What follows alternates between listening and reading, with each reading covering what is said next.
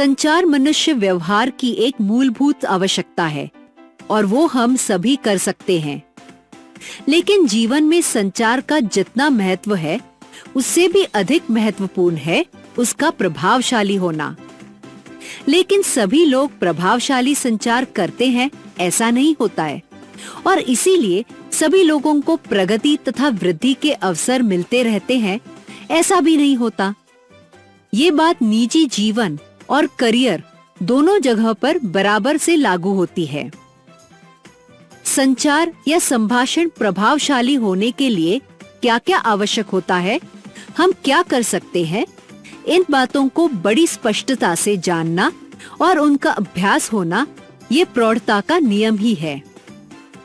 कभी-कभी संचार संभाषण में जो बाधाएं आती हैं, वो वास्तव में कौन सी हैं, उनको टालना कैसा है, और यदि वे आती भी हैं, तो उनका निवारण कैसे करना है, ये सारी बातें हर सफल व्यक्ति को ठीक से मालूम होती है।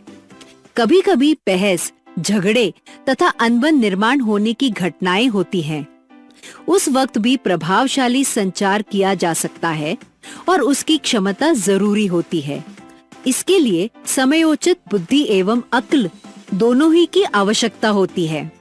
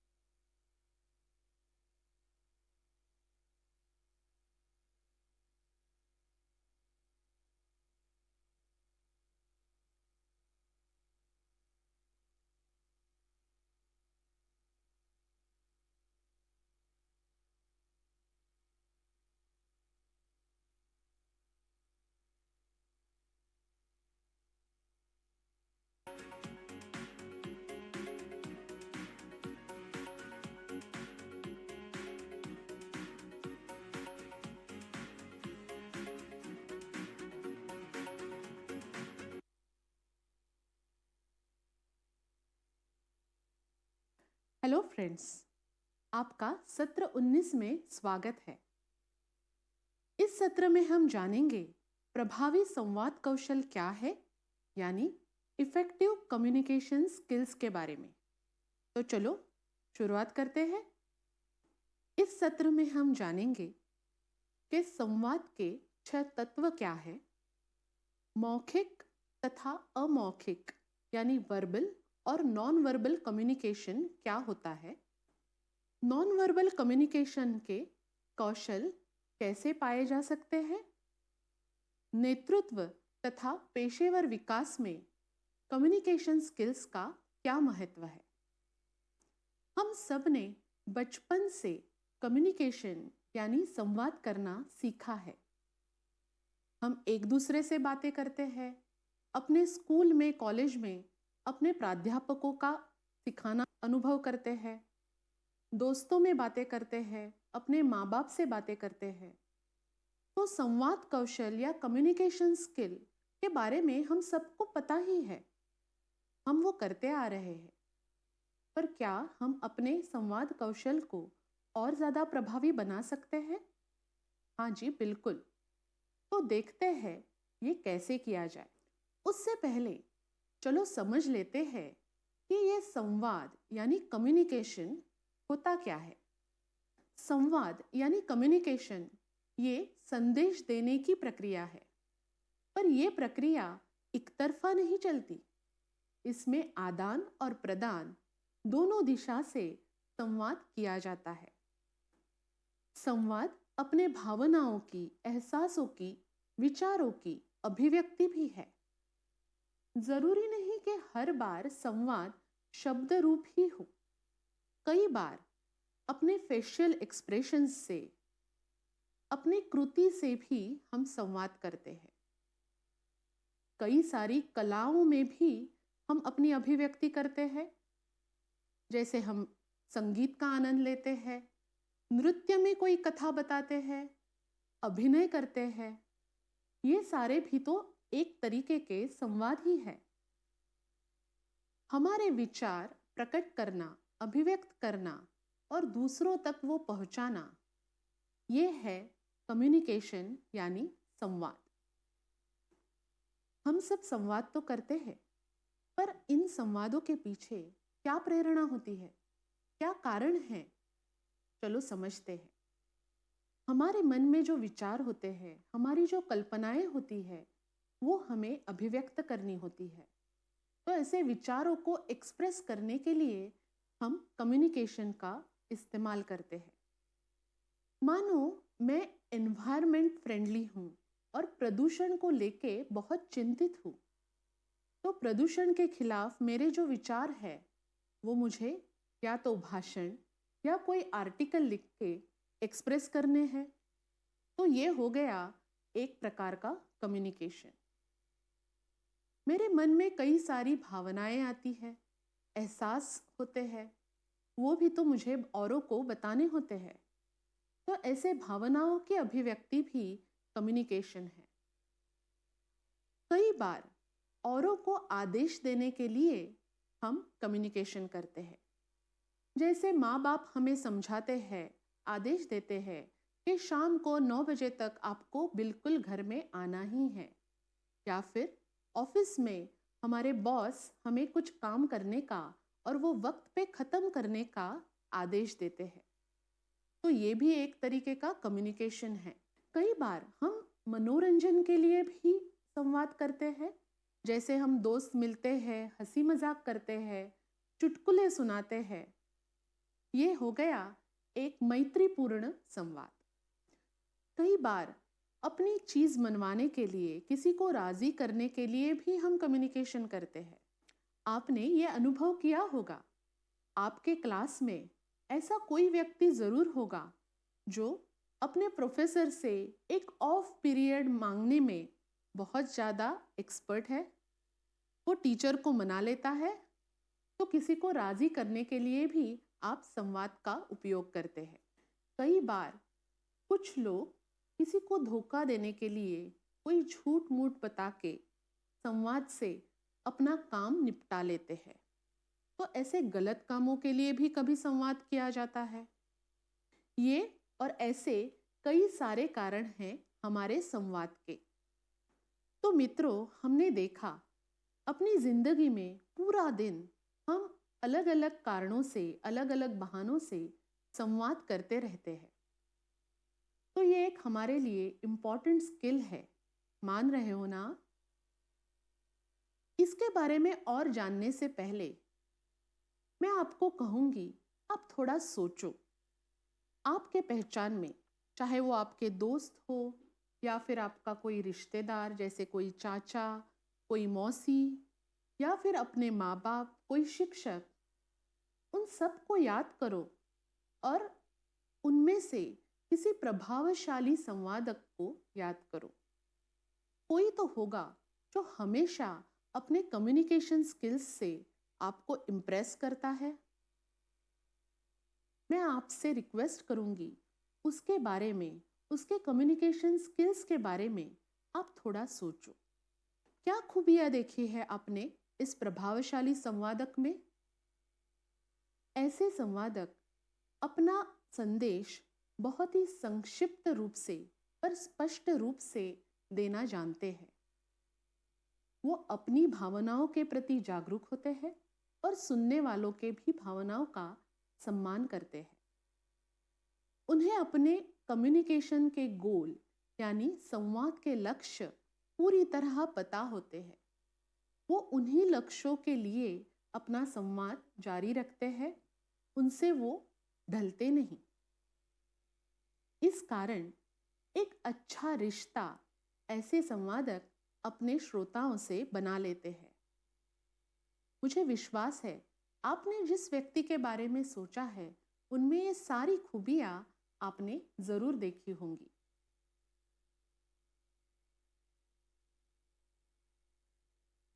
जब हम ऐसे प्रभावी संवाद कौशल विकसित करते हैं तो हमें कई सारे फायदे होते हैं। क्या है वो? चलो देखते हैं। सबसे अहम फायदा तो ये है कि हम अपने रिश्ते बहुत मजबूत बना लेते हैं। अच्छे संवाद के कारण अपने वैयक्तिक रिश्ते जैसे हमारे दोस्त, हमारे माँ बाप, हमारे रिश्तेदार, इनसे हमारे रिश्ते और अच्छे और मजबूत हो जाते हैं। नए दोस्त बनाना, नए लोगों से अच्छे से घुल मिल जाना, इसमें भी हमें बहुत आसानी हो जाती है। अगर हम ऑफिस कॉन्टेक्स्ट यानी कार्यालयीन कामकाज के बारे में सोचें तो भी अच्छे संवाद कौशल से हम एक बेहतरीन कर्मचारी बन सकते हैं। हमारे ऑफिस में साधना ऐसी ही एक संवाद कुशल कर्मचारी है।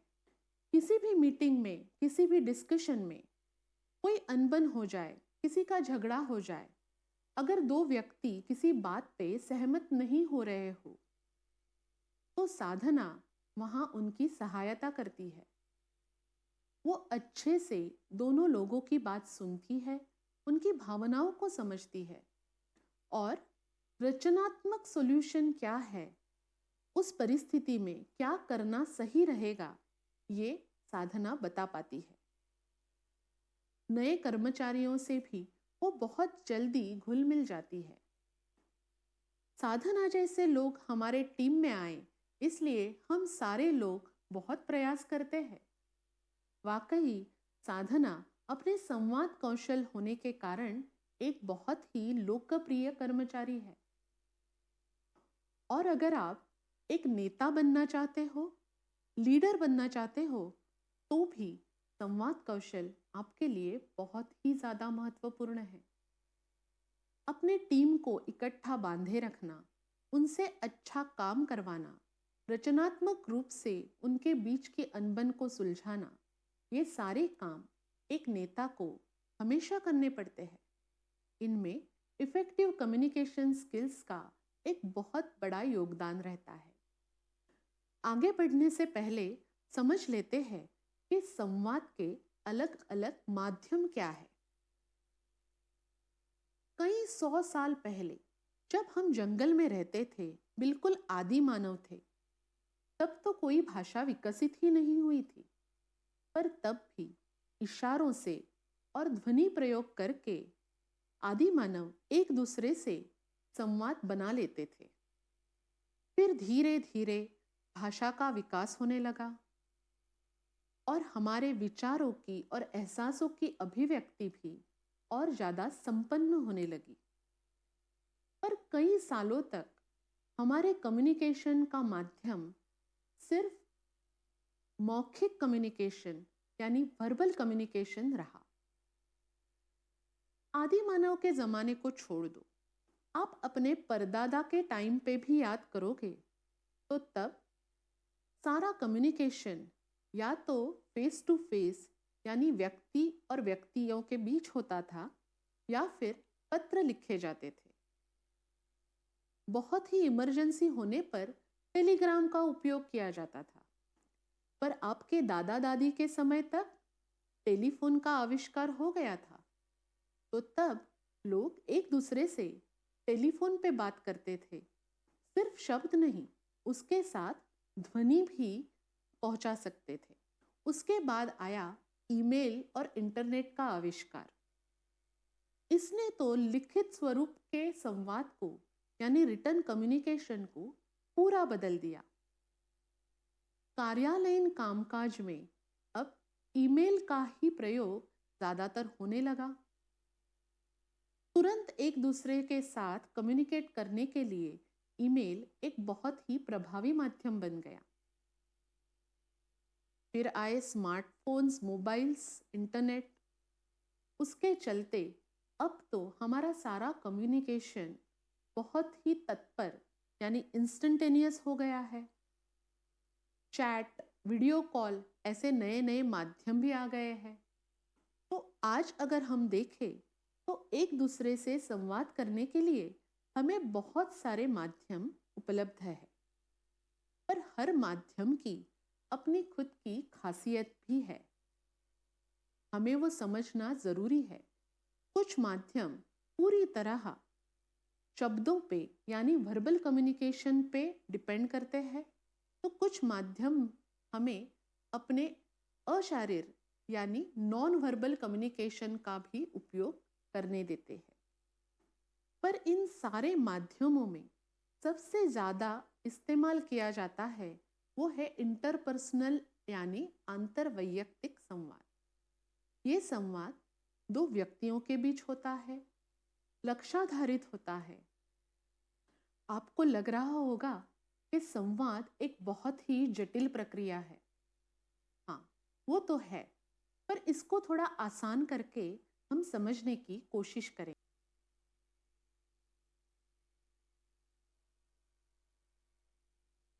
अब हम देखेंगे कि संवाद के 6 तत्व यानी 6 एलिमेंट्स क्या है।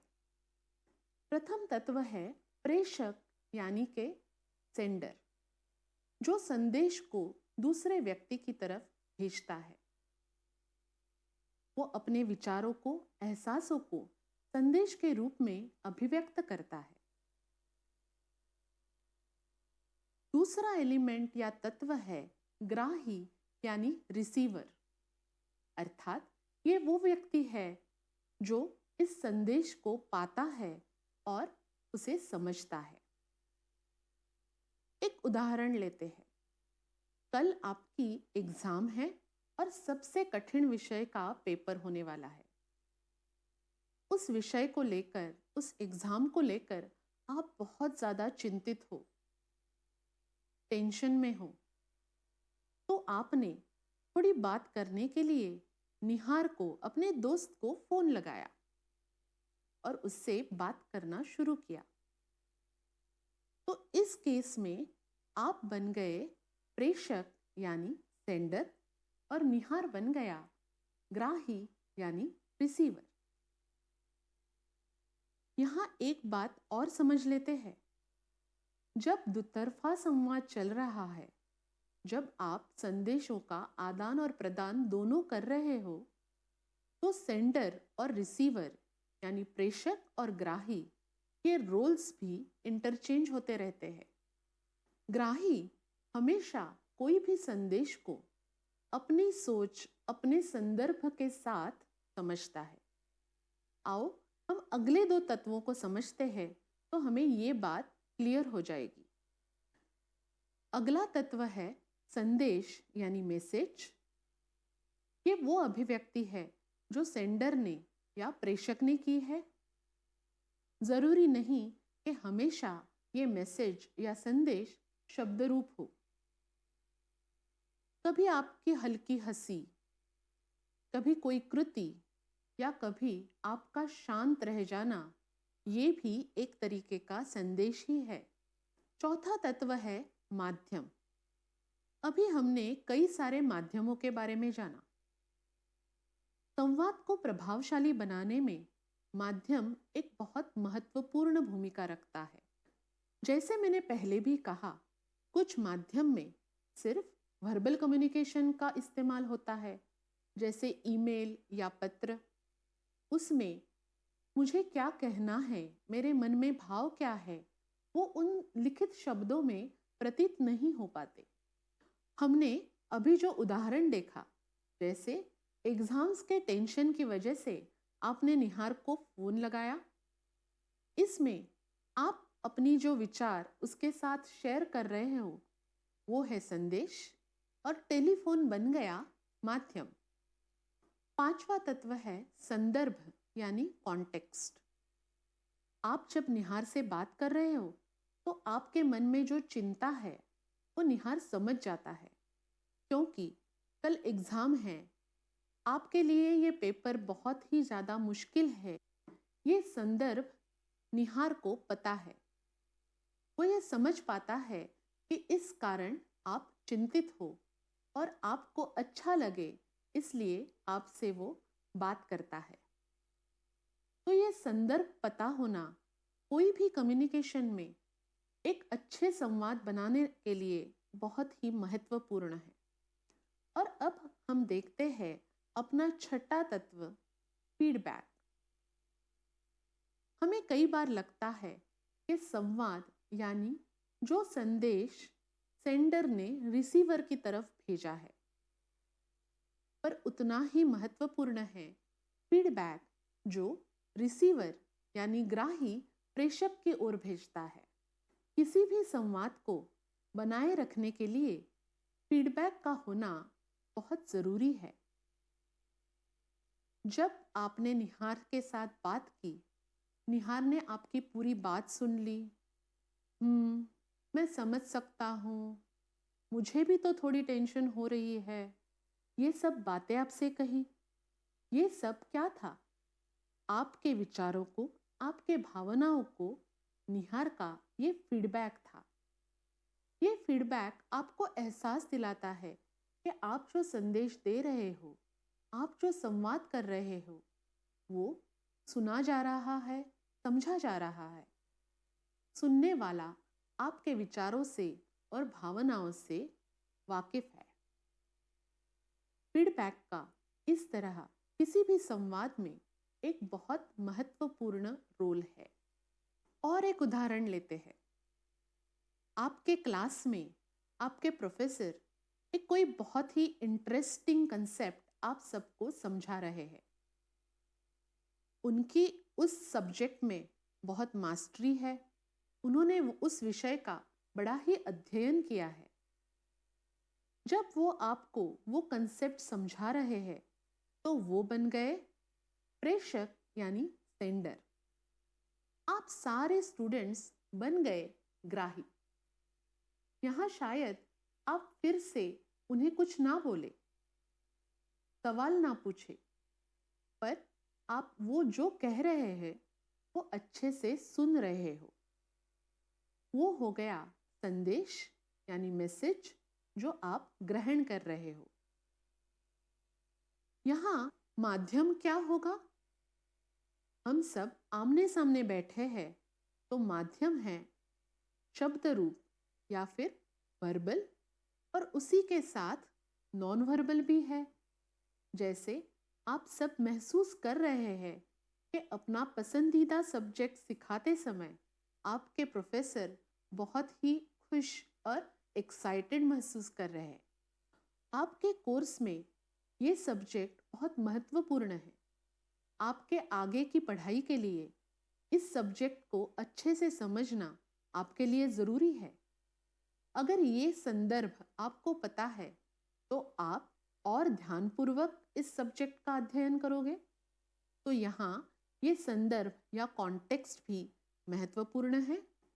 जब आप मन से ये सारा लेक्चर सुन रहे हैं, तो आपकी आंखों में आप जो ध्यान दे रहे हो, उन सब से आपके प्रोफेसर को एक फीडबैक मिल रहा है। मैं जो सब्जेक्ट पढ़ा रहा हूँ, उसमें मेरे सारे विद्यार्थी रुचि रखते हैं, वो मेरी बात सुन रहे हैं। ये फीडबैक प्रोफेसर तक पहुँच रहा है और वो और ज़्यादा इंटरेस्ट से, खुशी से आपको ये सब्जेक्ट पढ़ाने लग जाते हैं। तो हमने यहाँ देखा कि संवाद के सारे 6 तत्व हमने देखे, जैसे प्रेषक, ग्राही, संदेश, माध्यम, संदर्भ और फीडबैक।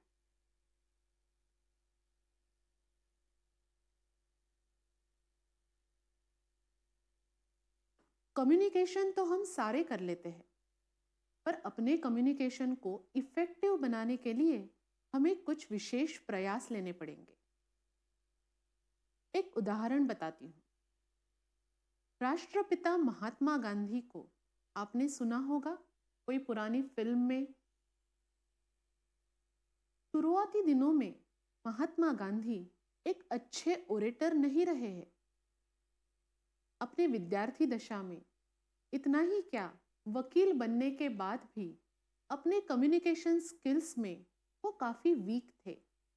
पर जब उन्होंने देश के स्वातंत्र्य सेनानी के रूप में काम करना शुरू किया, प्रयत्नपूर्वक उन्होंने अपने संवाद कौशल पे काम किया और धीरे धीरे वो एक प्रभावी वक्ता बन गए।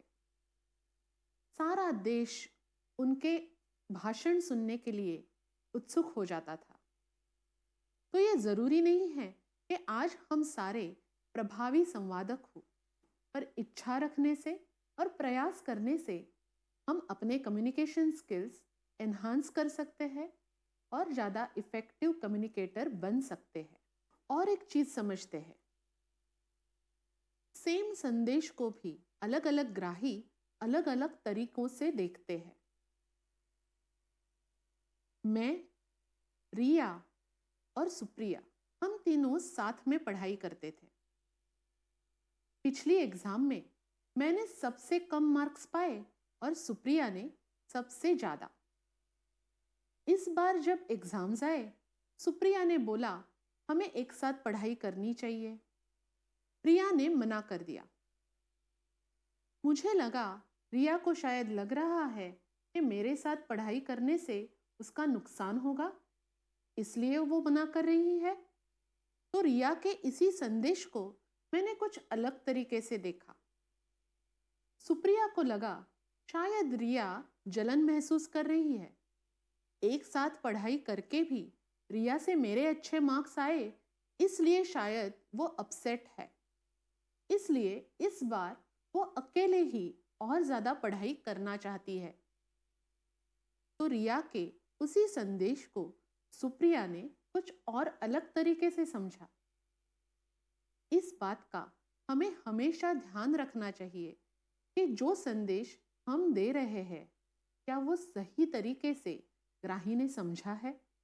कोई संदेश ग्राही तक सही मायने में पहुंचाने के लिए स्पष्ट विचार और स्पष्ट शब्दों में व्यक्त होना बहुत ही सहायकर होता है। ये भी बात आप हमेशा याद रखें। कई सारे मामलों में आप अपने खुद के विचार तय नहीं कर पाते, फिर उस पे आपकी जो टिप्पणी होती है, जिस तरीके से आप एक्सप्रेस करते हो, वो शायद उतना क्लियर नहीं होता और फिर गलतफहमियां बढ़ जाती है। तो अपने विचारों को स्पष्ट रूप से जानें और फिर स्पष्ट शब्दों में उन्हें व्यक्त करें। संवाद में अगर हम भावनात्मक जागरूकता यानी इमोशनल अवेयरनेस रखें, तो भी संवाद और अच्छा हो सकता है। कई बार ऐसा होता है ना कि आपका दोस्त बहुत गुस्से में है, वो आपसे कुछ उल्टा सीधा कह देता है। आप जब वो सुनते हो, आपको भी गुस्सा आता है, फिर आप भी कुछ बोल देते हो और फिर दोनों में झगड़ा होने लगता है, संवाद खत्म हो जाता है। जब आपके दोस्त ने आपसे कुछ कहा तो आपको अच्छा नहीं लगा, शायद थोड़ा अवमानकारक भी लगा, पर तब अगर आप इमोशनल अवेयरनेस यानी भावनात्मक जागरूकता दिखाते हो कि शायद मेरा ये दोस्त अभी गुस्से में है, उस गुस्से की वजह से वो ये चीज़ें कह रहा है, शायद उसे ये सब कहना नहीं था। इससे क्या होगा, आप उसके बात पे और गुस्सा ना होंगे और झगड़ा ना बढ़ाए। भले आप नाराज हो जाए, पर आपके और आपके दोस्त में जो संवाद है वो खत्म नहीं हो जाएगा। फिर से गुस्सा शांत होने के बाद आप अपने दोस्तों से बात करके एक अच्छा रिश्ता बना पाएंगे। तो समझ रहे हो ना, इमोशनल अवेयरनेस हमारे लिए क्यों महत्वपूर्ण है। और एक चीज़ है, सांस्कृतिक अंतर। हर संस्कृति में, हर प्रांत में कम्युनिकेशन के अपने कुछ रीति रिवाज होते हैं, तौर तरीके होते हैं। जैसे कि जापान में किसी को आपको अभिवादन करना है, अपना आदर व्यक्त करना है, तो कमर में झुक के प्रणाम बोला जाता है। हमारे देश में हम दोनों हाथ जोड़कर प्रणाम करते हैं। तो पाश्चात्य देशों में एक अच्छा हैंडशेक दर्शाता है कि आप सामने वाली व्यक्ति का आदर कर रहे हो, मैत्रीपूर्ण संबंध बनाना चाहते हो। अगर आपको ये संकेत पता ना हो, अगर जापान में आपसे बहुत ज़्यादा सीनियर व्यक्ति से आपने हैंडशेक करने की बात की, तो हो सकता है उसे अलग तरीके से समझा जाए। तो आप जिन लोगों के साथ संवाद बना रहे हो, वो अगर अलग देशों से, अलग प्रांत से, अलग संस्कृति से आते हैं, तो उस संस्कृति के रीति रिवाजों को समझना अपने संवाद को प्रभावी बनाने के लिए एक आवश्यक स्टेप है।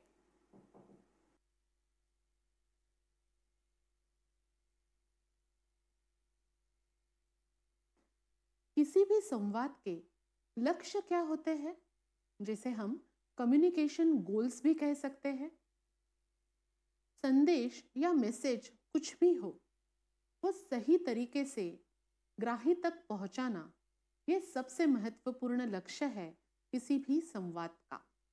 प्रेषक को अपने इच्छित तरीके से, उचित भावनाओं के साथ, गलतफहमी हुए बिना ग्राही तक अपना संदेश पहुंचाना होता है। ये सारे ही शब्द बहुत महत्वपूर्ण हैं। कैसे? चलो देखते हैं। आशी और निधि दोस्त है। निधि की नोटबुक आशी ने फोटोकॉपी करने के लिए मांगी थी। फोटोकॉपी तो कर ली, पर उसके बाद आशी से वो नोटबुक गुम हो गई। जब आशी ने ये बात निधि को बताई, तो निधि गुस्सा हो पड़ी। कैसी लड़की हो तुम, कितनी इर्रिस्पॉन्सिबल हो। ये नोटबुक मेरे लिए बहुत इंपॉर्टेंट थी, इससे आगे मैं तुम्हें कुछ नहीं देने वाली। शायद निधि को ये सब नहीं कहना था। उसे तो ये चिंता हो रही थी कि अगर वो नोटबुक ना मिली तो मैं पढ़ाई कैसे करूंगी। पर पूरी बात जाने बगैर वो गुस्सा हो पड़ी और आशी पे टूट पड़ी। इससे क्या हुआ? जो निधि को कहना था, वो उचित तरीके से, उचित भावों के साथ वो नहीं कह पाई। नतीजा, निधि और आशी के बीच गलतफहमी हो गई। दोनों की दोस्ती बरकरार नहीं रही। क्या यही कहना था निधि को? शायद नहीं। पर कहीं ना कहीं संवाद के जो लक्ष्य है, उस पे निधि काम नहीं कर पाई और इस कारण उन दोनों के बीच का संवाद रचनात्मक नहीं रहा। किसी भी संवाद में उस संवाद के लक्ष्य क्या है, ये समझना हमारे लिए बहुत महत्वपूर्ण रहेगा। पर हमने कई बार ये अनुभव किया है कि हम अपने संवादों के लक्ष्य से भटक जाते हैं। इसमें कई सारी रुकावटों का भी सामना करना पड़ता है। कितनी बार ऐसा हुआ है कि आपने अपने दोस्त से कहा है, अरे मुझे ऐसे नहीं कहना था, तुम कुछ गलत समझ रहे हो। आइए थोड़ा सा इन रुकावटों के बारे में जानते हैं। ये रुकावटें कई प्रकार की होती है। जैसे आप देख सकते हो, भौतिक रुकावटें, भावनिक रुकावटें, भाषाई रुकावटें या फिर सांस्कृतिक रुकावटें। इनको और अच्छे से समझने से पहले क्यों ना एक क्विज किया जाए। आज मैदान पर 26 जनवरी की परेड की प्रैक्टिस हो रही है। उस शोर की वजह से हमारी क्लास में प्रोफेसर के शब्द हम ठीक से सुन नहीं पा रहे। इस रुकावट का प्रकार क्या आप पहचान सकते हो? जी हाँ, यह है भौतिक यानी फिजिकल रुकावट। किसी कारण अगर संदेश पूरी तरह सुनाई नहीं दिया, तो वह संवाद प्रभावशाली नहीं बन पाता। रामानुजम चेन्नई से है। उन्हें हिंदी समझने में बहुत मुश्किल होती है। इस कारण वो अभी भी अन्य छात्रों के साथ घुल मिल नहीं पाए हैं। इस रुकावट के बारे में आप क्या कहते हो? जी हाँ, रामानुजम और बाकी छात्रों की भाषा में अंतर है, तो संवाद बनाने में और बढ़ाने में मुश्किल हो रही है। तो ये है भाषाई रुकावट। नितिन आजकल अपने भविष्य के बारे में बहुत चिंतित है। अवसाद यानी डिप्रेशन का अनुभव कर रहा है। कोई उसे कितना भी समझाए, वह सुनना ही नहीं चाहता। ये रुकावट है भावनात्मक। डिप्रेशन में होने के कारण शायद नितिन संदेश को सही मायने में समझ ही नहीं पा रहा। भावनात्मक रूप से वो संवाद करने में मुश्किल अनुभव कर रहा है। और एक प्रश्न देखते हैं। अपने कार्यालय में अपने से बड़े किसी भी सहकारी को माधवी फीडबैक नहीं दे पाती है। माधवी ऐसे समाज से है जहां बड़ों के किसी विचार का विरोध करना अपमानकारी माना जाता है। माधवी के कम्युनिकेशन में ये किस प्रकार की रुकावट है? हाँ, ये सांस्कृतिक रुकावट कही जाएगी। जिस सामाजिक संकेतों में माधवी पली बड़ी है, वहां बड़ों से कोई आर्ग्यूमेंट करना, उन्हें किसी प्रकार से विरोध करना सर्वसम्मत नहीं है। इस कारण माधवी अपने सहकारियों के साथ इफेक्टिवली कम्युनिकेट नहीं कर पा रही है। थोड़ा और इन रुकावटों के बारे में जानते हैं। भौतिक या फिजिकल रुकावटें क्या है? किसी कारण अगर बहुत शोर है या फिर प्रेषक जिस तरीके से बात कर रहा है, आप तक उनकी आवाज पहुंच नहीं पा रही है, आप संदेश को अच्छे से ग्रहण नहीं कर पा रहे हो, या फिर आप प्रेषक को आंख में आंख डाल के देख नहीं पा रहे हो। जैसे कई बार होता है कि क्लासरूम बहुत बड़ा होता है और अगर आप पीछे बैठ गए तो आपको प्रोफेसर ठीक से दिखते भी नहीं है। ऐसी स्थिति में क्या आपने ये अनुभव किया है कि उस दिन वो लेक्चर उतना ज्यादा प्रभावी नहीं लगता आपको? कई बार ऐसा होता है कि जिस स्थिति में हम बैठे हैं या खड़े हैं वो बहुत असुविधाजनक हो जाती है। अगर पूरा दिन हम खड़े रहे हैं और बहुत ज्यादा थक गए हैं तो एक वक्त के बाद हम अपनी सुनने की क्षमता खो बैठते हैं। इन सारी रुकावटों को हम कहते हैं भौतिक रुकावटें। इनके होते हुए संदेश ग्रहण करना, उसका अर्थ समझ पाना हमारे लिए मुश्किल हो जाता है। दूसरे प्रकार की रुकावटें हैं भावनात्मक रुकावटें, यानी इमोशनल बैरियर्स। आपने अनुभव किया होगा जब आप बहुत ज्यादा दुखी है या बहुत ज्यादा चिंतित है, आपको आपके दोस्त, माँ बाप कुछ भी बताए, आप वो समझ नहीं पाते, समझो भी तो मान नहीं पाते, है ना? ऐसा क्यों होता है? क्योंकि आपके इमोशंस इतने स्ट्रॉन्ग हो जाते हैं, आपकी भावनाएं इतनी तीव्र रहती है कि वो संदेश आप अंदर ले ही नहीं पाते।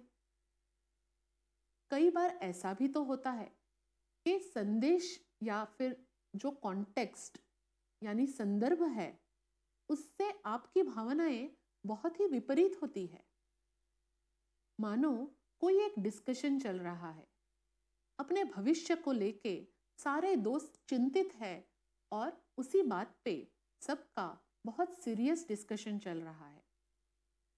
तभी आपको मैसेज आता है कि आपके बहन की एक बहुत अच्छी जॉब लग गई।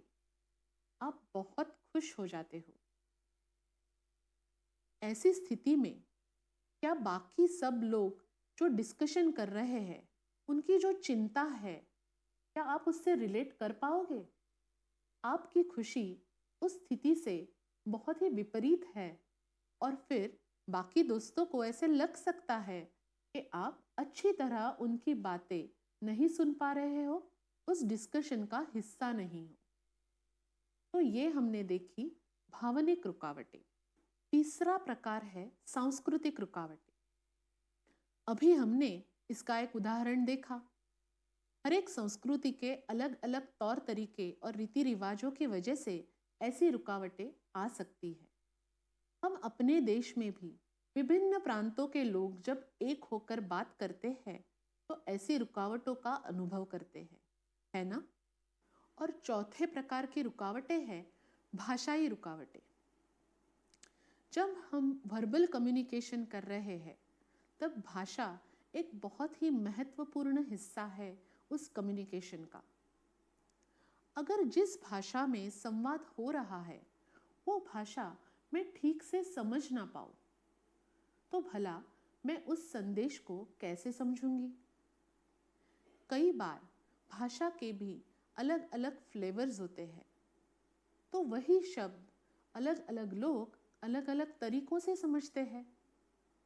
इन सब के चलते जो भाषा में संदेश दिया जा रहा है और जिस भाषा में मैं वो सुन रही हूँ उसमें अंतर आ जाता है और ये भाषाई रुकावटें फिर आने लगती है।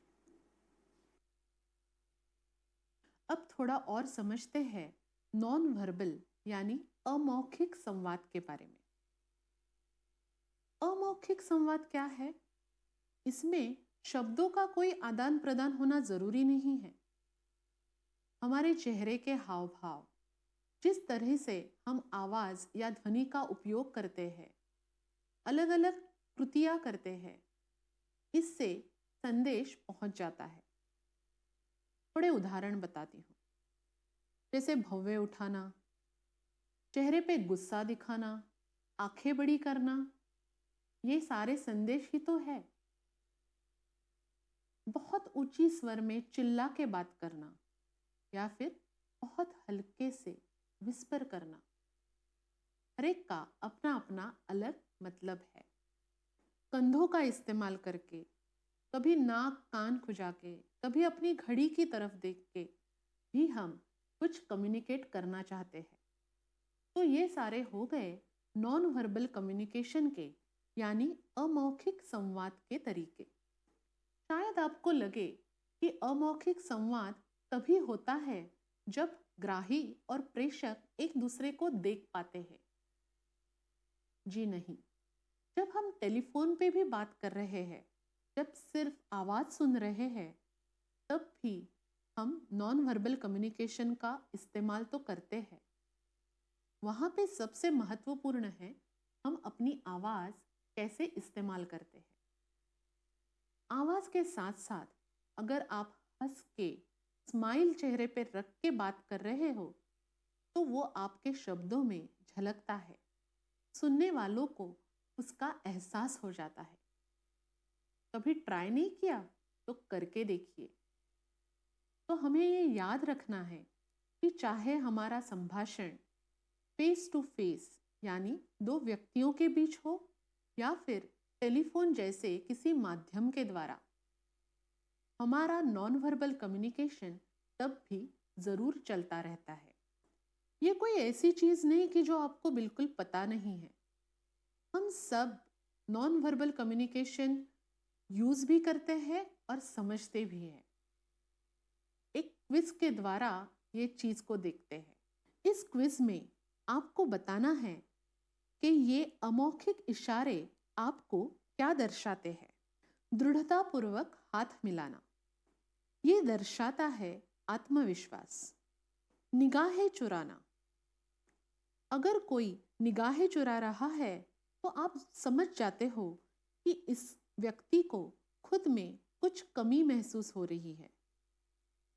अक्सर ऐसा होता है कि अगर आत्मछवि कम महसूस हो रही हो, सेल्फ इमेज बहुत स्ट्रॉन्ग नहीं हो, तो वो व्यक्ति बाकी लोगों के साथ निगाहें मिलाकर बात नहीं कर पाता।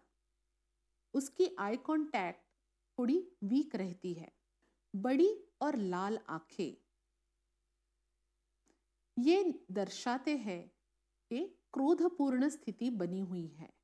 शांत आवाज और मुस्कान, ये दर्शाता है मित्रतापूर्ण वर्तन। पुलों पे हाथ रख के खड़ा होना, ये दर्शक है आक्रामकता का, एग्रेशन का। किसी नए व्यक्ति को मिलने के बाद हाथ न मिलाना, ये दर्शाता है कि आपके मन में उस व्यक्ति के लिए संदेह है।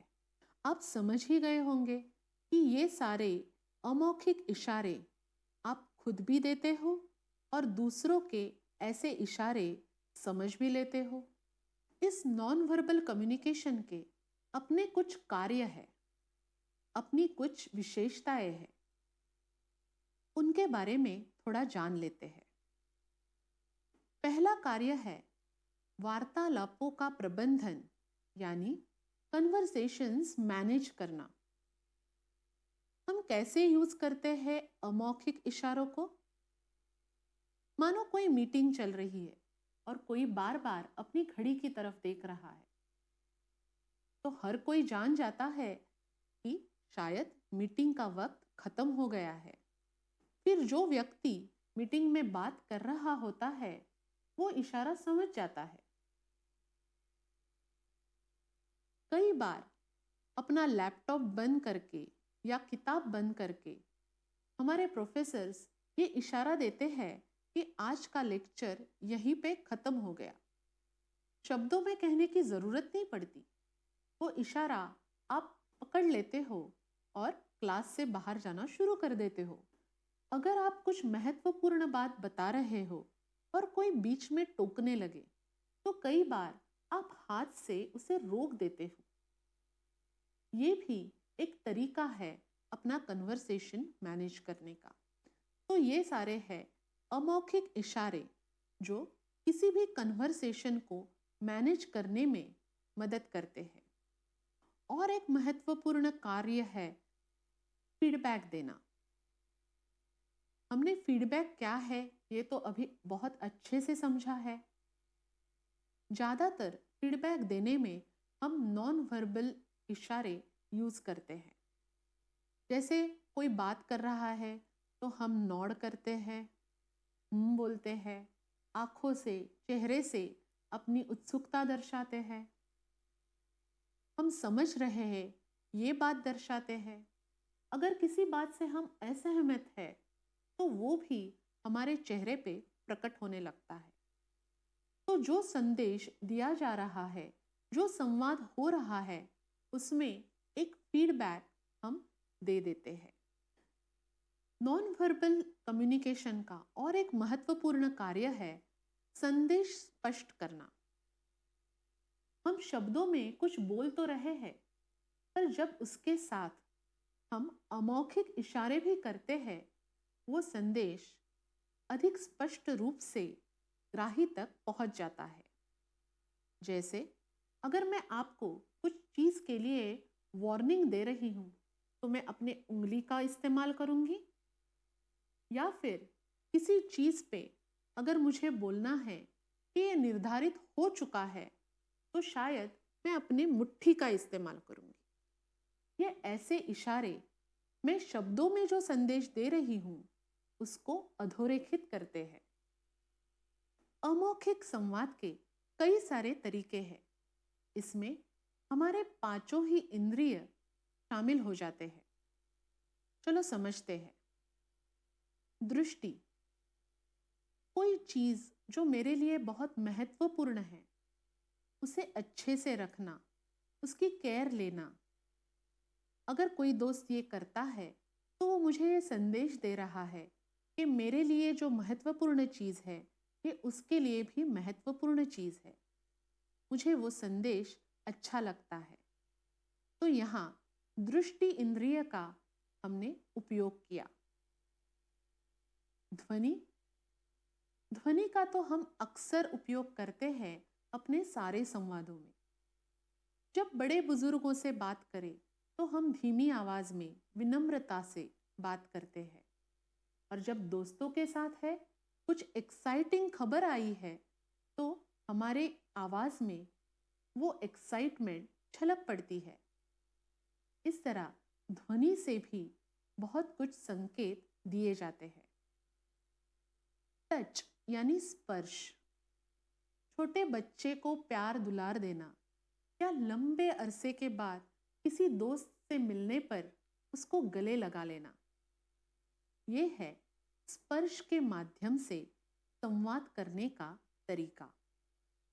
गंध, जब आप अपनी एग्जाम खत्म करके घर पे आते हो या फिर किसी लंबे टूर के बाद पापा घर पे आते हैं और उनका स्वागत उनकी पसंदीदा बिरयानी के स्मेल से होता है, उन्हें बहुत अच्छा लगता है। मेरे घर वालों ने मुझे मिस किया, मेरे लिए आज कुछ खास पकवान बनाए गए हैं, ये विचार उनके मन में उमड़ते हैं और वो खुश हो जाते हैं।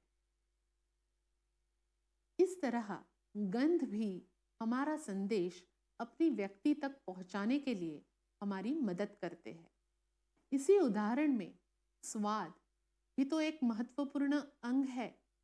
अपनी पसंदीदा व्यक्ति के लिए उसके फेवरेट व्यंजन बनाना यानी स्वाद के माध्यम से अपना प्यार जताना, संदेश देना। तो आपने देखा कि हमारे पांचों ही इंद्रिय अमौखिक संवाद के लिए हम बहुत प्रभावशाली तरीकों से इस्तेमाल कर सकते हैं। अमौखिक संवाद के प्रचलित साधन क्या है? जैसे हमने पहले भी बोला, आवाज या ध्वनि एक बहुत ही महत्वपूर्ण साधन है। आपके आवाज की गति, आपके बात करने की गति धीमी हो सकती है या फिर तीव्र। जब आप निराश महसूस कर रहे हो, चिंतित हो, ज़्यादा एक्साइटेड नहीं हो, तो आप बहुत धीमी गति से बात करोगे। दूसरी तरफ जब आपकी भावनाएं तीव्र हो, भले वो गुस्से की भावना हो या एक्साइटमेंट की, आपके संभाषण की गति तीव्र हो जाती है। आप बहुत जल्दी जल्दी बात करने लगते हो, तो सुनने वाला आपके बात करने के गति से समझ जाता है कि आपके मन में क्या चल रहा है, कौन सी भावनाएं अभी तीव्र बनी हुई हैं। पिच, ये भी एक महत्वपूर्ण अंग है। कभी हम बहुत जोर से चिल्ला चिल्ला के बात करते हैं, तो कभी बहुत ही लो पिच में हल्के से हमारी बात बाकी लोगों तक पहुंचाते हैं। इन दोनों का अलग अलग संदर्भ में अपना अपना महत्व है। आप जो बात कर रहे हो उसका लहजा क्या है? भले आप शब्द वही इस्तेमाल करो, पर क्या आप वो व्यंग्यात्मक यानी सार्कास्टिकली बोल रहे हो? क्या आपके बातों में सहानुभूति, एम्पैथी है? सुनने वाला जिस तरीके से आप अपनी आवाज इस्तेमाल करते हो समझ जाता है कि आप उसे टॉन्ट लगा रहे हो, उसकी बात को सच में मान रहे हो या क्या हो रहा है ना? तो ये था अमौखिक संवाद का एक साधन, आवाज। अमौखिक संवाद के और एक प्रचलित साधन है निजी दूरी यानी पर्सनल डिस्टेंस। प्रेषक और ग्राही के बीच जो फिजिकल डिस्टेंस या दूरी है, उस बारे में थोड़ा हम जान लेते हैं। हर व्यक्ति का अपना एक प्राइवेट स्पेस यानी निजी अंतर होता है। ये एक सर्कल की तरह है। मुझसे 18 इंच की दूरी पे जो सर्कल बनेगा, उसके अंदर मेरे सिर्फ बहुत ही करीबी लोग आ सकते हैं, मुझे स्पर्श कर सकते हैं, जैसे मेरे बच्चे या मेरे माँ बाप। अगर इस अंतर में कोई और व्यक्ति आए, इतना करीब कोई खड़ा होके अगर मुझसे बात करे, तो मुझे थोड़ी डिस्कम्फर्ट महसूस होने लगती है।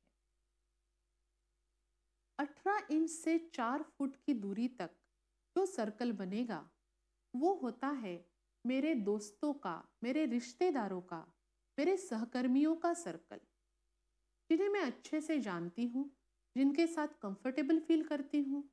रोजाना उनके साथ मेरी बातें होती रहती है। 4 फुट से आगे रहते हैं मेरे बाकी सारे लोग, जिनको मैं उतनी अच्छी तरह जानती नहीं हूँ। अगर कोई व्यक्ति अपने उचित सर्कल को छोड़ मेरे करीबी सर्कल में आ जाए तो मुझे अच्छा नहीं लगता। तो अगर एक अच्छा संवाद बनाए रखना है तो मुझे दूसरों के निजी अंतर का सर्कल भी समझना चाहिए और उस हिसाब से ग्राही और प्रेषक के बीच अंतर रखना चाहिए। अमौखिक संवाद के और एक प्रचलित साधन है शारीरिक हाव भाव। इनके बारे में हम पहले भी बात कर चुके हैं। फेशियल एक्सप्रेशंस जैसे चेहरे की अभिव्यक्ति, मुद्रा, आंखें, भौहें, नजर मिलाना या चुराना, बाहें, गर्दन, हाथ पांव की हरकतें, हम किस तरह हाथ मिलाते हैं, ये बहुत कुछ कहता है कि क्या हम मैत्रीपूर्ण भाव रखते हैं। मैं कैसे बैठती हूँ कुर्सी में, बहुत रिलैक्स्ड होके या बहुत ज़्यादा टेंस होके, या फिर जब मैं खड़ी होती हूँ क्या मैं कंफर्टेबल पोजीशन में हूँ। कंधे झुके होना, सिर नीचे होना शायद मेरे मन में जो अपराधी भाव है वो दर्शाते हैं। तो किसी कन्वर्सेशन में आगे झुककर इंटरेस्ट लेना सामने वाले को अच्छा लगता है। तो इस तरीके से चेहरा और अन्य शारीरिक हाव भाव मैं यूज कर सकती हूँ अमौखिक संवाद के लिए।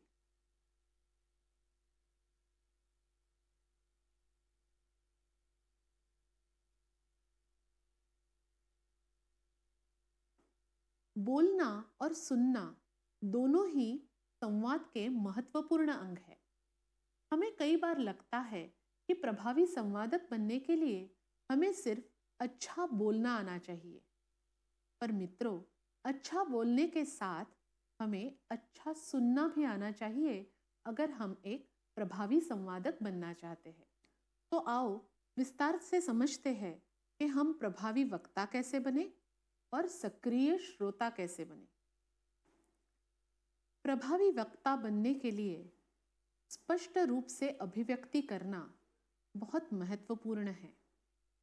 ये दर्शाता है कि आप अपने विचारों में स्पष्टता रखते हो और सही मायने में शब्दों का चयन करते हो।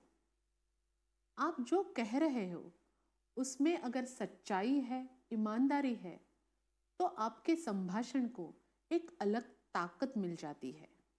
सुनने वाले को वो समझ आ जाती है। प्रभावी वक्ता बनने के लिए आपकी शब्द संपत्ति या वोकैबुलरी एक बहुत ही महत्वपूर्ण संसाधन है। आप जितना अच्छा शब्द प्रयोग इस्तेमाल करोगे उतना ही आपका संभाषण इफेक्टिव रहेगा। एक उदाहरण देखते हैं। खुशी, आनंद, हर्ष, सुख, ये सारे शब्द हैप्पीनेस दर्शाते हैं, है ना? पर हर एक शब्द का अपना अपना एक अलग अर्थ है। उनकी अर्थ छटाएं अलग अलग है। तो जिस संदर्भ में जो शब्द ज़्यादा उचित रहेगा उसका इस्तेमाल करेंगे तो सुनने वाले तक अपना संदेश और अच्छी तरीके से हम पहुंचा पाएंगे। बहुत अच्छी शब्द संपत्ति होना इसका ये मतलब नहीं कि हम बहुत ज़्यादा कठिन शब्दों का इस्तेमाल करते रहे। सुनने वाले व्यक्ति की भाषाई समझ क्या है, संदर्भ क्या है, ये भी हमें ध्यान रखना पड़ेगा। खुद की भावनाओं को समझना एक प्रभावी वक्ता बनने के लिए महत्वपूर्ण स्टेप है। क्या मैं अभी गुस्सा महसूस कर रही हूँ? क्या मेरे मन में अभी अतीव निराशा है?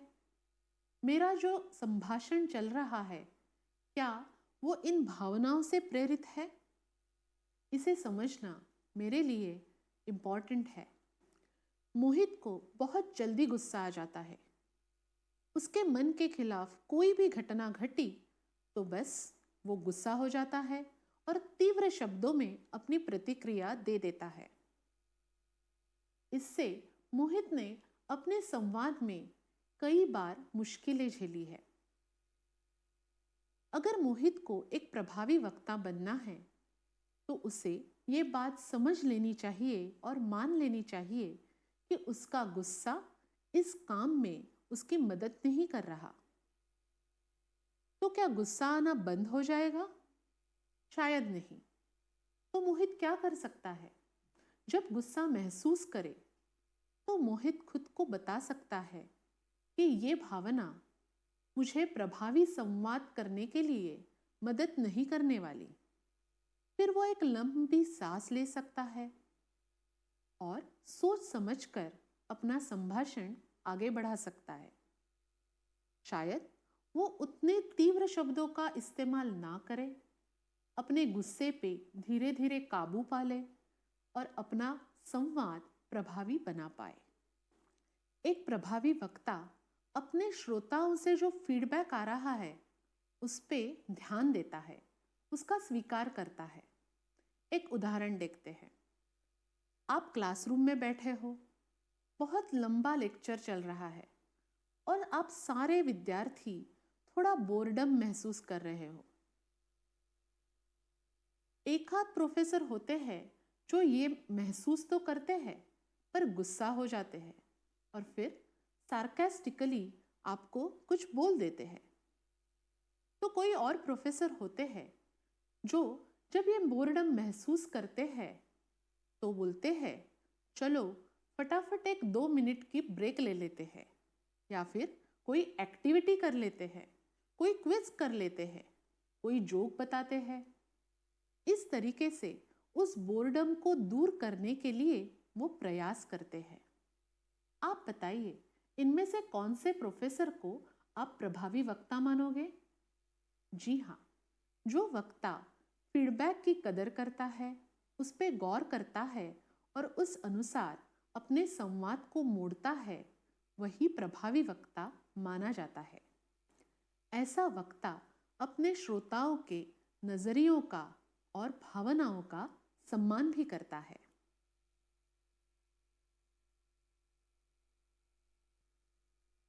चलो अब हम देखते हैं एक सक्रिय श्रोता यानी एक उत्तम ग्राही कैसे बना जा सकता है।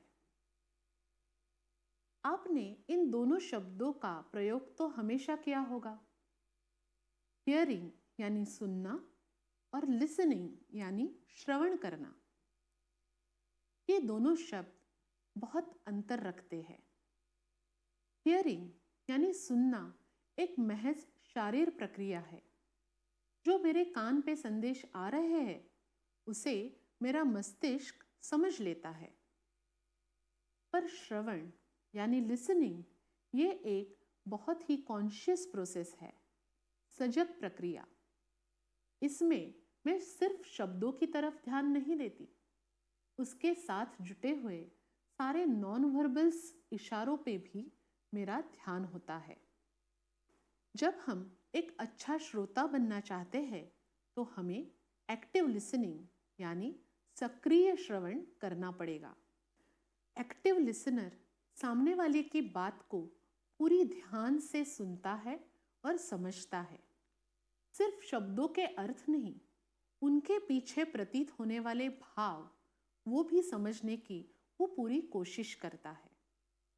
सामने वाले को अपनी बात पूरी करने का मौका देता है। खासकर जब आपसे कोई जूनियर व्यक्ति, उम्र में या अधिकार में कम व्यक्ति बात कर रही है तो आप एक अच्छा श्रोता बने, उसे अपनी पूरी बात कहने के लिए प्रोत्साहित करें। ये बहुत ही महत्वपूर्ण है। जब आप किसी की बात सुन रहे हो तो किसी एक विचार से आपके मन में अपने विचारों की एक श्रृंखला सी शुरू हो जाती है।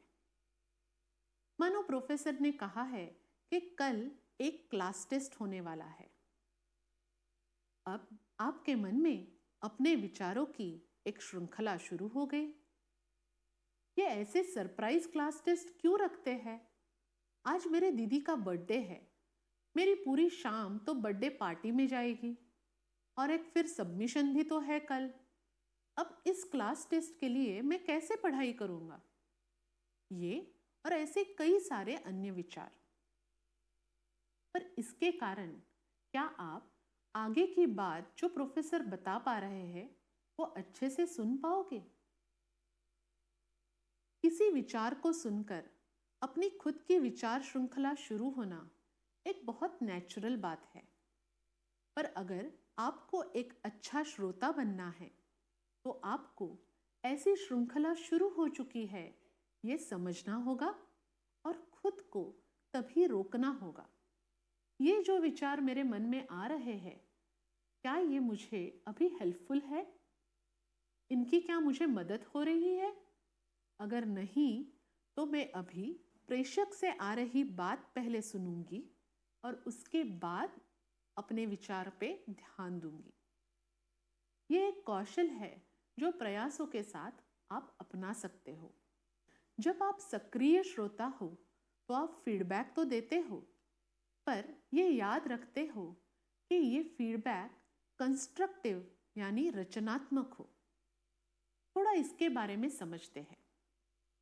रचनात्मक फीडबैक यानी कंस्ट्रक्टिव फीडबैक ऐसा फीडबैक है जो व्यक्ति पे नहीं, समस्या पे फीडबैक है। इस फीडबैक में उस चीज को सुधारने के लिए सुझाव भी दिया जाता है। आप रचना के लिए बस स्टॉप पे खड़े हैं और उसकी राह देख रहे हैं। रचना लेट हो गई और 10 मिनट देरी से पहुंची।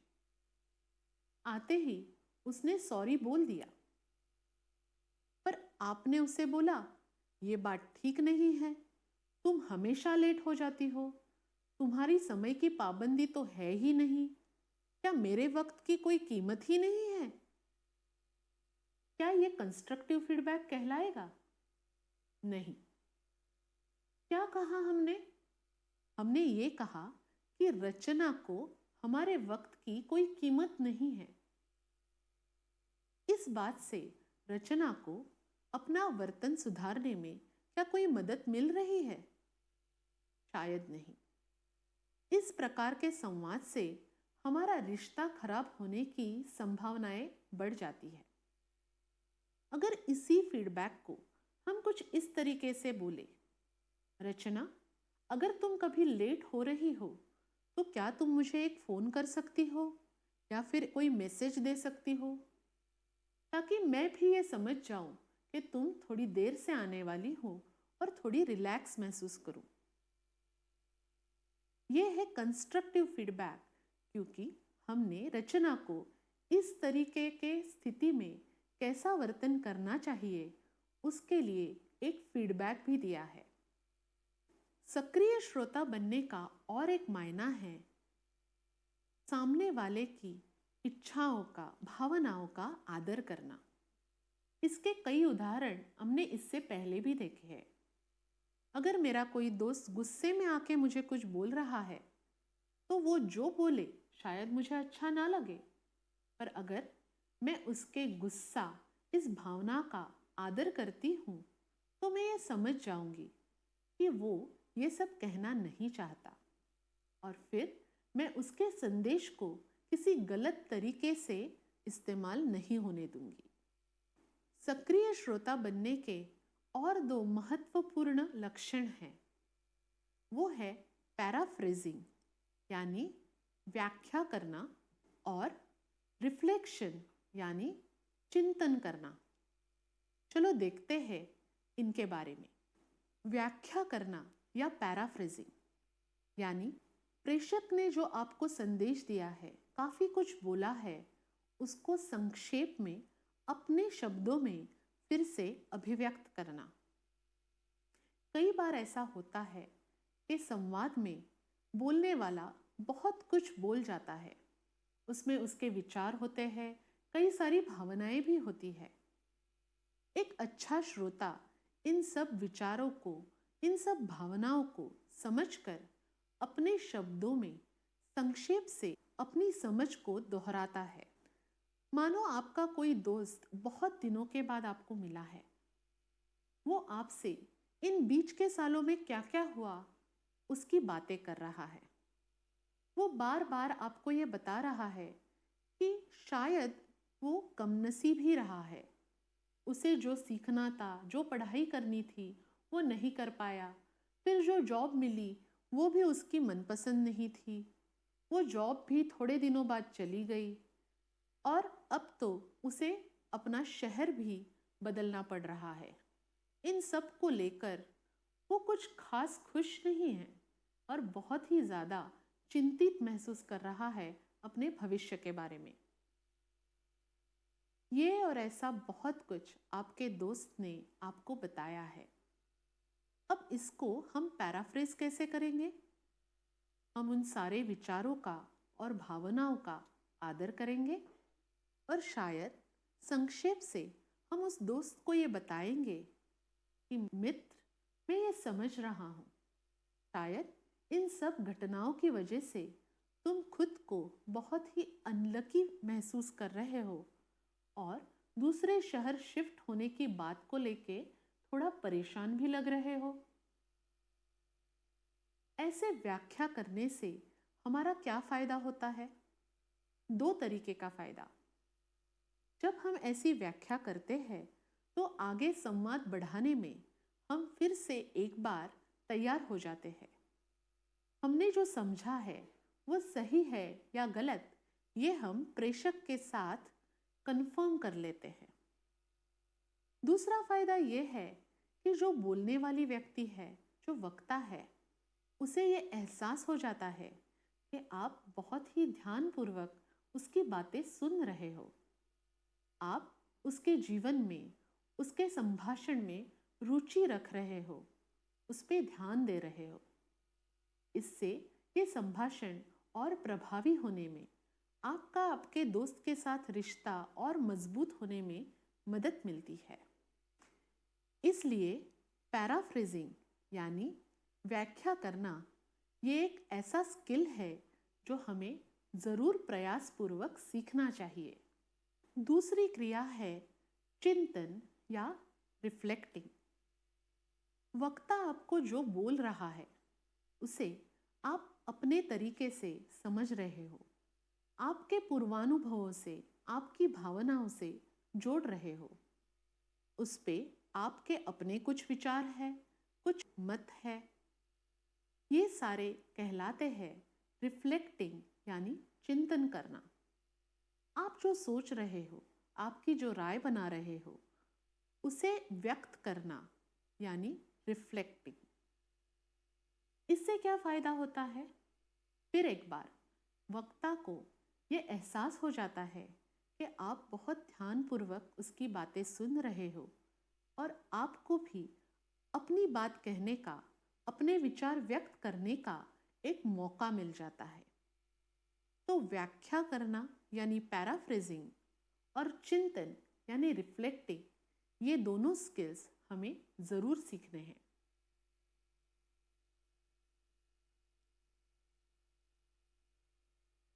अब हम समझते हैं लीडरशिप यानी नेतृत्व और प्रभावी संवाद कौशल कैसे जुड़े हुए हैं। कई बार हमें लगता है कि एक अच्छा लीडर यानी एक अच्छा वक्ता जो अच्छे से बात कर पाता है, प्रभावी भाषण कर पाता है, लोगों का दिल जीत पाता है। पर आज हम ये भी ज़रूर समझेंगे और ध्यान रखेंगे कि एक अच्छा प्रभावी नेता एक बहुत अच्छा एक्टिव लिसनर यानी सक्रिय श्रोता भी होता है। इसके कई सारे मायने हैं। एक अच्छा नेता एक एक्टिव लिसनर बनकर अपने सारे टीम मेंबर्स के विचार और भावनाओं को समझता है, उनके बीच की अनबन को जल्दी ही पकड़ लेता है और उस पे एक रचनात्मक फीडबैक, कंस्ट्रक्टिव फीडबैक भी देता है। एक अच्छा नेता अपने सारे टीम मेंबर्स की सोच का और कल्पनाओं का आदर करता है, सम्मान करता है। वो अपने कृति से और शब्दों से अपने टीम मेंबर्स को ये एहसास दिलाता है कि आप सब मेरे लिए बहुत ही मौल्यवान हो। आप सबका मेरे टीम में होना मेरे लिए बहुत महत्वपूर्ण है।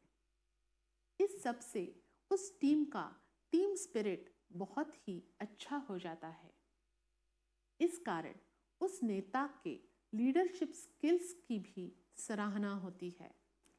जब ऐसा सक्रिय रूप से सुनने वाला नेता किसी टीम को हैंडल कर रहा हो तो टीम में हुए इस्तीफे या फिर कोई नाराजगी वो और ज़्यादा अच्छी तरीके से संभाल लेता है।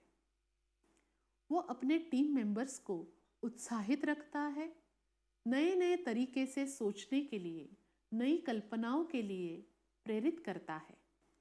उसके अपने ग्राहकों के साथ भी अच्छे रिश्ते बन पाते हैं। जब किसी सर्विस के कंप्लेंट के लिए आपने हेल्पलाइन को कॉल किया है तो आपने ये अनुभव किया होगा। कई बार आपको एक बहुत ही अनइंटरेस्टेड ठंडा जवाब मिलता है सामने वाले व्यक्ति से। फिर ऐसे कॉल में आप या तो गुस्सा हो जाते हो या निराश होके फोन पटक देते हो। क्या ऐसा कन्वर्सेशन उस टीम के लिए अच्छा है जो ग्राहकों से एक अच्छा रिश्ता बनाना चाहती है? कई बार ऐसा भी महसूस किया होगा कि हेल्पलाइन पे जो बंदा बात कर रहा है वो पूरी तरह से आपके भावनाओं का आदर कर रहा है, आपके प्रॉब्लम को सुलझाने के लिए आपकी मदद करना चाहता है। एक अच्छा नेता ऐसी टीम का चयन करता है। वो अपने पार्टनर्स और बाकी टीमों से भी एक अच्छा रिश्ता बनाता है, एक अच्छा संवाद रखता है। इन सब का फायदा ऐसे लीडर को अपने कारोबारी में बढ़ोतरी होने के लिए जरूर मिलता है। अब थोड़ी बात करते हैं पेशेवर विकास की। हमने ये जो सारे कम्युनिकेशन स्किल्स समझे हैं, उन्हें आप तुरंत कैसे इस्तेमाल कर सकते हो? बहुत ही जल्दी आप सब अपनी जॉब ढूंढना शुरू करोगे, इंटरव्यूज के लिए जाओगे। शायद कुछ लोगों ने शुरू कर भी दिया हो। इंटरव्यू में जाने से पहले आप क्या भेजते हो? अपना रिज्यूमे और एक कवर लेटर। इस कवर लेटर को कई सारे लोग बहुत सीरियसली नहीं लेते, पर यहाँ एक बात हम समझ लेते हैं, ये कवर लेटर मेरा खुद का एक मार्केटिंग है। ये मेरे लिए एक उपलब्धि है जहाँ मैं एम्प्लॉयर को बता पाऊँ कि इस जॉब के लिए मैं सर्वश्रेष्ठ व्यक्ति क्यों हूँ, मुझे ये जॉब क्यों मिलनी चाहिए। अगर आप इस तरीके से कवर लेटर को देखेंगे तो बहुत ही स्पष्ट और संक्षेप में आप उसमें ये लिख पाओगे कि इस जॉब के लिए आप सबसे लायक उम्मीदवार क्यों हो। राकेश बैंक क्लर्क की जॉब के लिए अप्लाई कर रहा है, तो उसे अपने कवर लेटर में क्या लिखना चाहिए?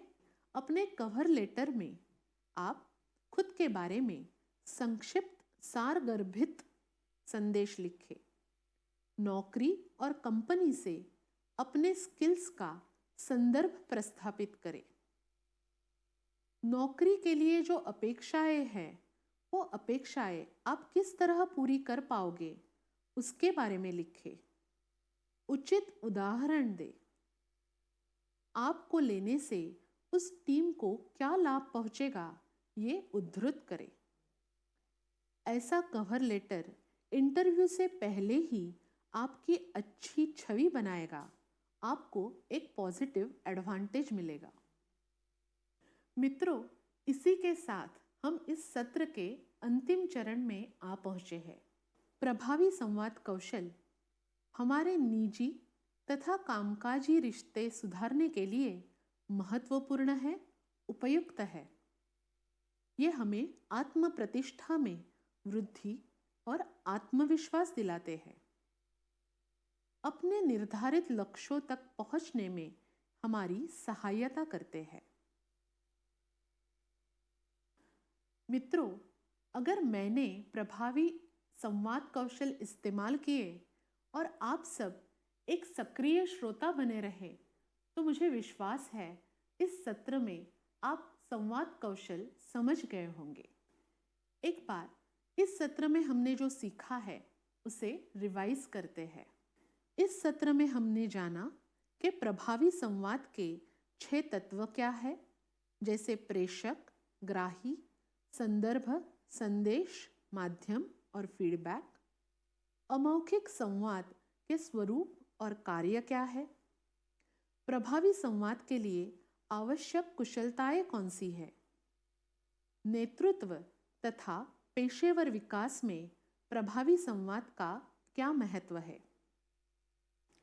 मुझे आशा है आपको ये सत्र पसंद आया होगा।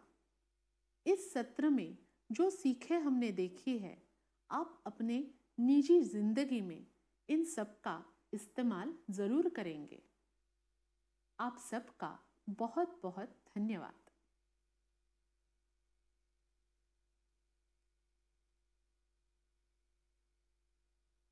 Triple filter test. प्राचीन ग्रीस में सोक्रेटिस नाम का एक महान तत्वज्ञानी रहता था। ज्ञान को सबसे उच्च सम्मान देने के लिए वो मशहूर था।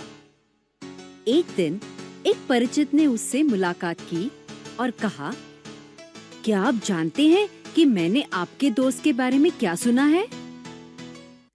माफ कीजिए, सोक्रेटिस ने उत्तर दिया, मुझे उसके बारे में कुछ भी बताने से पहले आपको ट्रिपल फिल्टर कसौटी देनी होगी।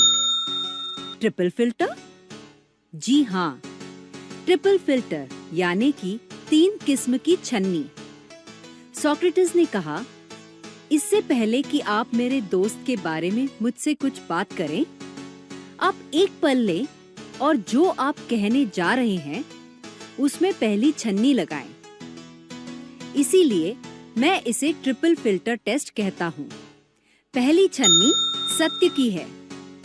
क्या आपने ये पक्का परख लिया है कि आप मुझे जो बताने जा रहे हैं वो बिल्कुल सच है? नहीं, उस आदमी ने कहा, वास्तव में मैंने अभी ये बात सुनी और ठीक है। सोक्रेटिस ने कहा, तो आप वास्तव में नहीं जानते हैं कि वो बात सच है या नहीं। अब आइए दूसरी छन्नी लगाइए जो अच्छाई की है। क्या आप मुझे मेरे दोस्त के बारे में कुछ अच्छा बताने जा रहे हैं? नहीं, उल्टे। तो फिर? सोक्रेटिस आगे बोला, आप मुझे उसके बारे में कुछ बुरा बताना चाहते हैं, लेकिन आप निश्चित नहीं हैं कि ये सच है या नहीं। आप अभी भी कसौटी पास कर सकते हैं। हालांकि एक छन्नी बाकी है, उपयुक्तता। क्या आप जो कहना चाहते हैं वो किसी के लिए उपयोगी बात है? नहीं, वास्तव में नहीं। ठीक है, सोक्रेटिस ने अंततः कहा, अगर आप जो मुझे बताना चाहते हैं वो न तो सच है, न ही अच्छा है और न ही उपयोगी है, तो आप मुझे बताएं ही क्यों?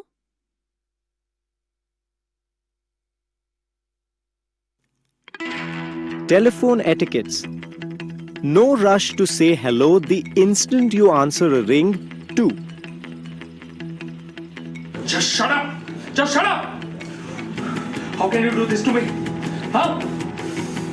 I want to get it done by tomorrow. Is that clear? Is that clear? Go now!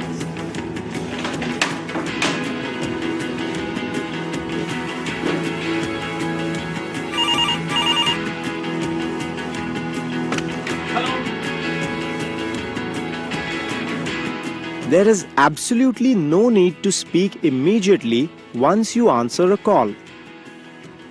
Once you pick up a call, take a good deep breath. Then take one more breath, smile a little, and then say hello.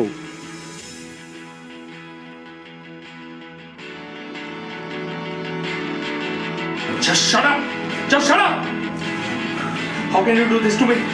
Huh? I want to get it done by tomorrow. Is that clear? Is that clear? Go now!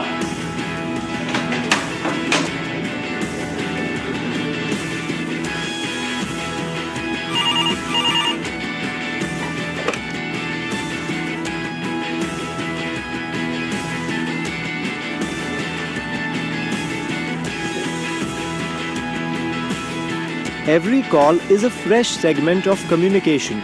It must be answered in a calm and polite manner.